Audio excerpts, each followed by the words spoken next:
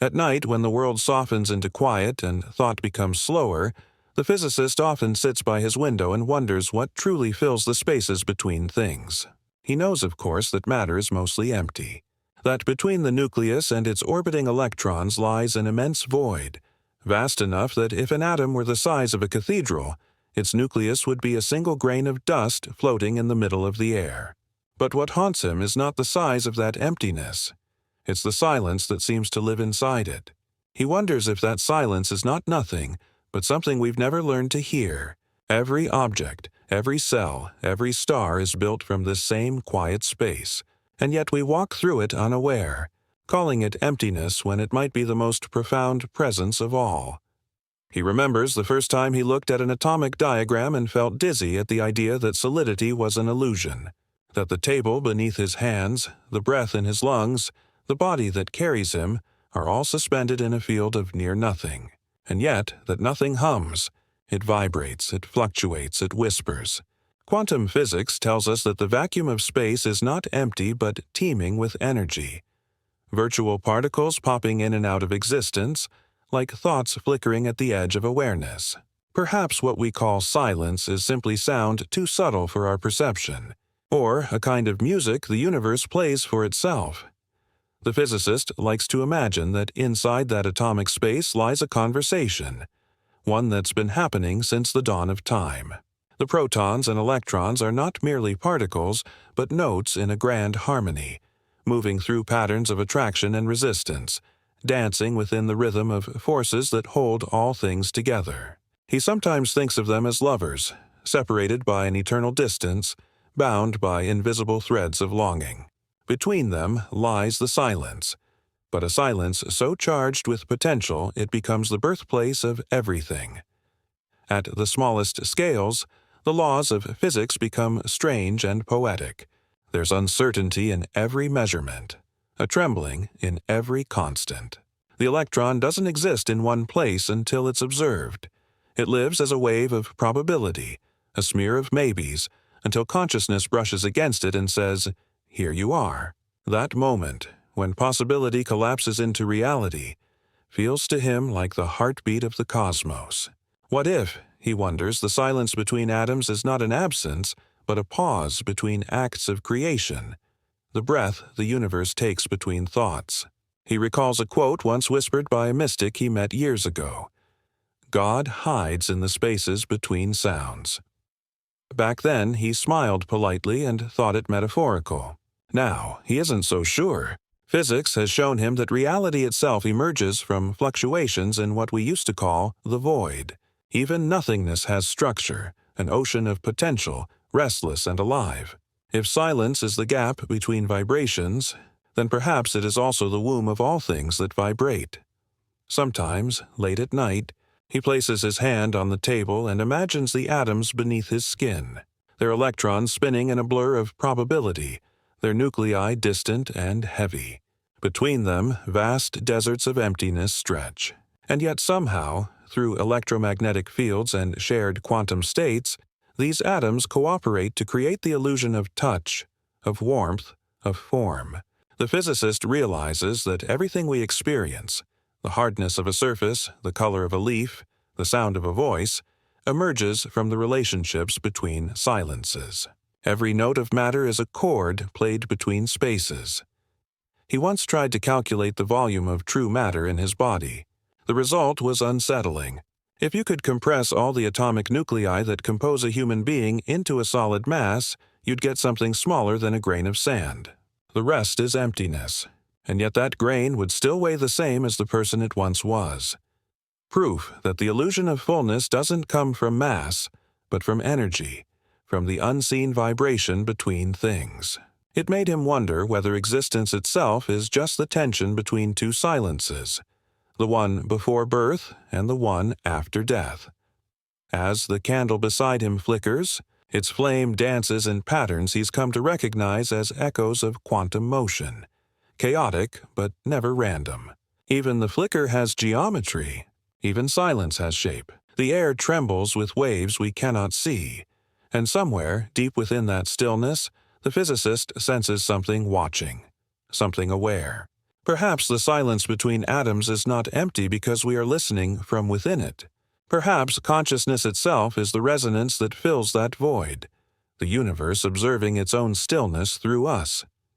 He leans back in his chair, closes his eyes, and imagines what it would sound like if he could hear the spaces between atoms. Would it be a hum, a low, infinite tone stretching across time? Or would it be true silence, a kind of cosmic hush so complete that it transcends perception? He suspects it might sound like both, like stillness that vibrates, like a song that never begins but never ends. Somewhere between being and not being, between motion and rest, lies the truth physics has yet to measure. The silence between atoms, he thinks, might be where reality remembers itself. The physicist wakes the next morning with the taste of the night still in his mind. The idea that silence is not absence, but the foundation of all existence. As sunlight filters through his blinds, he wonders if the same principle holds true within the human brain.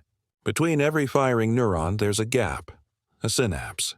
Messages leap across that microscopic void, carried by chemical sparks, by fleeting bursts of electricity. Yet even there, between the pulses of thought, there's silence. And that silence, he realizes, is what makes the signal possible. Thought, like matter, depends on emptiness. Without it, there would be no room for awareness to unfold, no pause between one idea and the next, no consciousness. He recalls how, in quantum theory, particles can become entangled, two entities separated by vast distances that still move as one, mirroring each other's states instantaneously. It's as if the universe refuses to let distance mean disconnection. The silence between them is not isolation. It's communication at a level deeper than sound or signal. Maybe the space between atoms and the space between thoughts are not so different. Both are voids charged with meaning, invisible bridges where existence exchanges whispers with itself. As he scribbles in his notebook, the physicist sketches a small dot to represent an atom, then another and the void between them. This space, he writes, is the real substance of reality. Not the matter, not the particles, but the field that allows them to exist and relate. Without that field, without the silence, the universe would be static, suffocating. It's the emptiness that gives everything permission to move.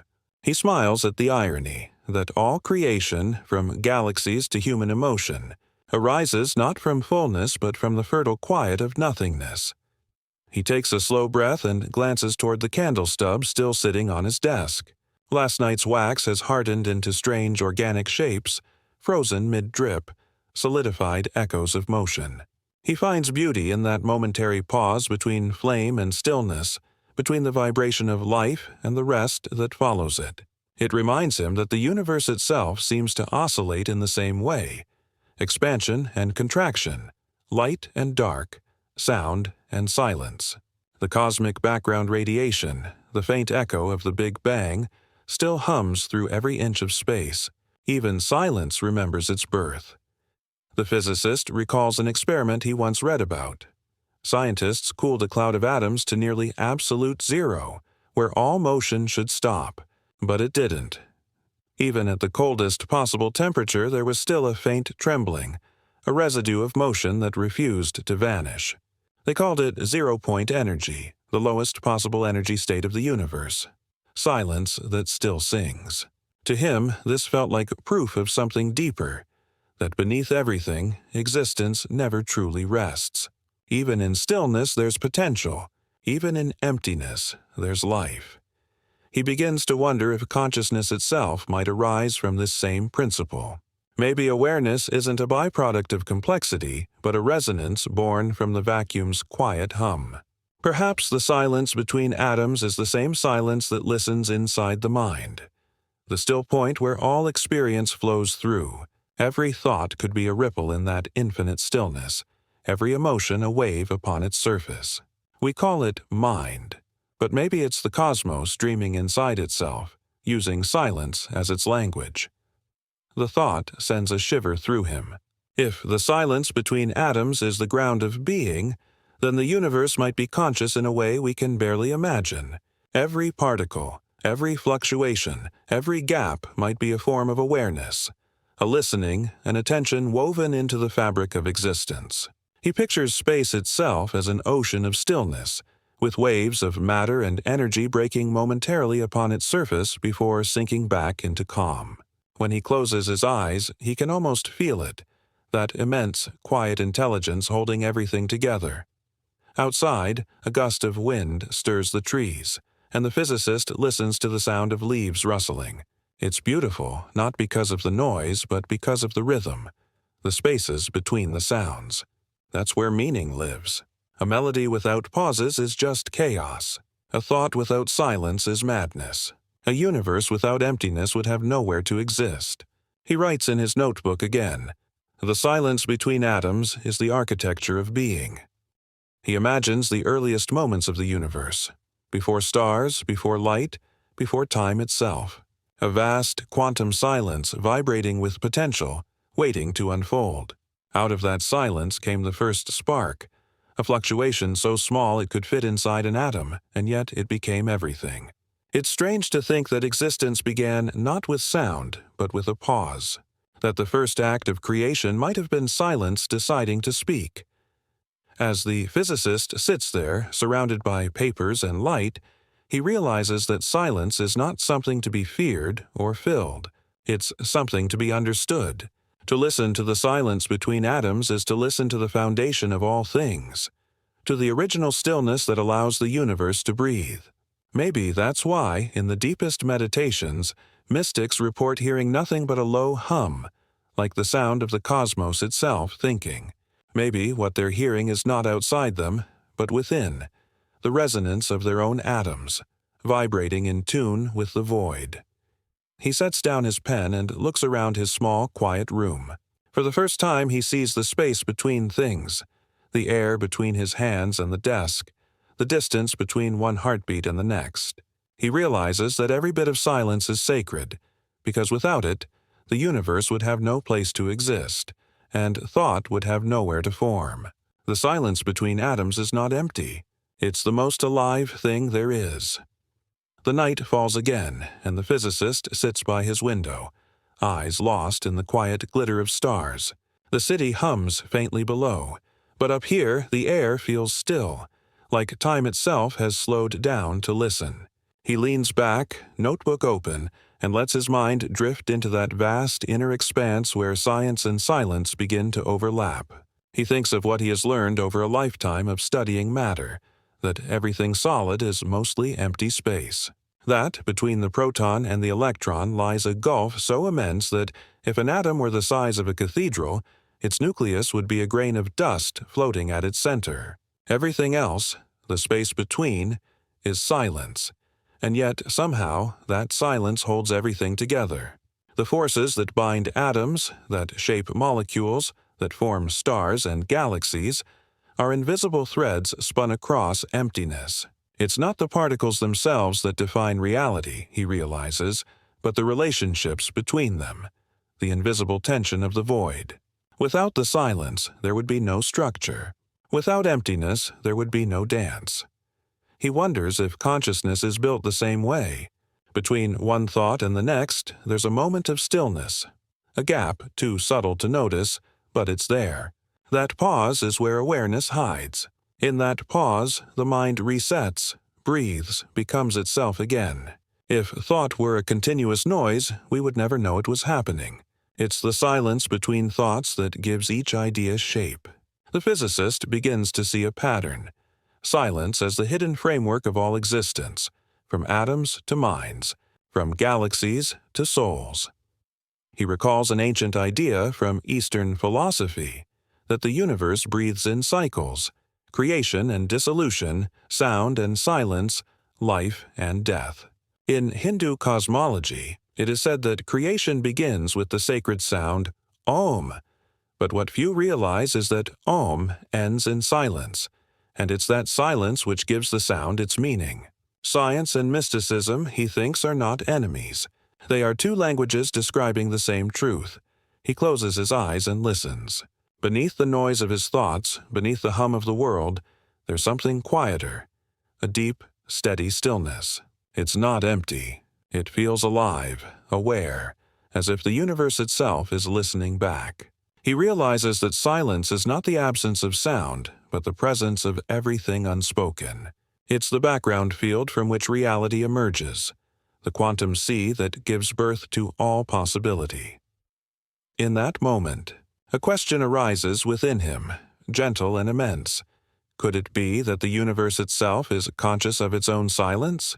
If matter is born from energy, and energy from quantum fluctuations, tiny vibrations in the vacuum, then perhaps the vacuum itself is not void at all, but awareness in its purest form.